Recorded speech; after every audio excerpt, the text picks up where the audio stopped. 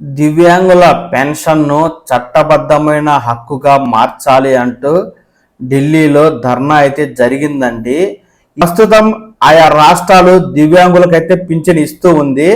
ఆంధ్రప్రదేశ్లో 6,000 ఇస్తూ ఉండగా అందులో కేంద్ర ప్రభుత్వ వాటా కేవలం 300 రూపాయలు మాత్రమే. అలాగే తెలంగాణలో 4,016 రూపాయల పింఛన్ ఇస్తూ ఉండగా అందులోనూ కేంద్ర ప్రభుత్వ వాటా కేవలం 300 రూపాయలు మాత్రమే. మిగిలిన వాటాను రాష్ట్రాలే భరిస్తూ ఉన్నాయి. ఈ నేపథ్యంలో దివ్యాంగులందరికీ చట్టబద్ధమైన హక్కుగా నెలకు 5,000 రూపాయల పింఛను ఇచ్చే విధంగా, అది కూడా ఆ భారాన్ని కేంద్ర ప్రభుత్వమే భరించేలా చర్యలు తీసుకోవాలి అంటూ పలు రాజకీయ పార్టీలు ఢిల్లీలో మహాధర్నా అయితే చేసి ఈ మేరకు కేంద్ర ప్రభుత్వాన్ని డిమాండ్ చేయడం జరిగింది. ఈ ధర్నాలో పలు రాజకీయ పార్టీలు దివ్యాంగుల పెన్షన్కు సంబంధించి డిమాండ్ అయితే చేశారు. ఆ సమాచారం ఈ విధంగా ఉంది. కేంద్ర ప్రభుత్వం ఇస్తున్న పింఛన్లను ఒక పథకంగా కాకుండా చట్టబద్ధమైన హక్కుగా మార్చాలని దివ్యాంగుల హక్కుల పోరాట వేదిక సోమవారం డిమాండ్ చేసింది. దివ్యాంగుల పెన్షన్లలో కేంద్ర ప్రభుత్వ వాటాను 300 రూపాయల నుంచి 5,000 రూపాయలకు పెంపు చేయాలని కోరింది.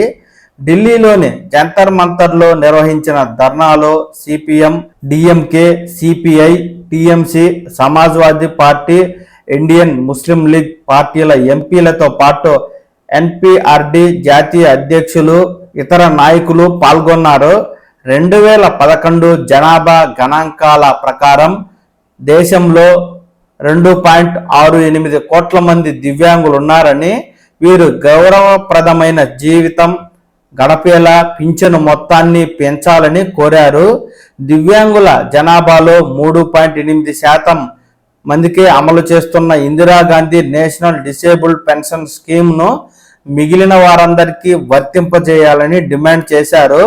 రాజస్థాన్ రాష్ట్రం మాదిరి పెన్షన్ పొందడం దివ్యాంగుల చట్టబద్ధమైన హక్కుగా కేంద్ర ప్రభుత్వం చేయాలని కోరారు.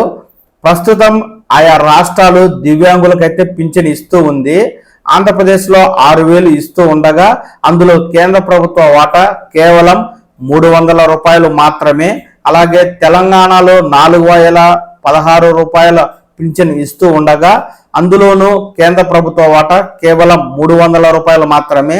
మిగిలిన వాటాను రాష్ట్రాలే భరిస్తూ ఉన్నాయి. ఈ నేపథ్యంలో దివ్యాంగులందరికీ చట్టబద్ధమైన హక్కుగా నెలకు 5,000 రూపాయల పింఛను ఇచ్చే విధంగా, అది కూడా ఆ భారాన్ని కేంద్ర ప్రభుత్వమే భరించేలా చర్యలు తీసుకోవాలి అంటూ పలు రాజకీయ పార్టీలు ఢిల్లీలో మహాధర్నా అయితే చేసి ఈ మేరకు కేంద్ర ప్రభుత్వాన్ని డిమాండ్ చేయడం జరిగింది.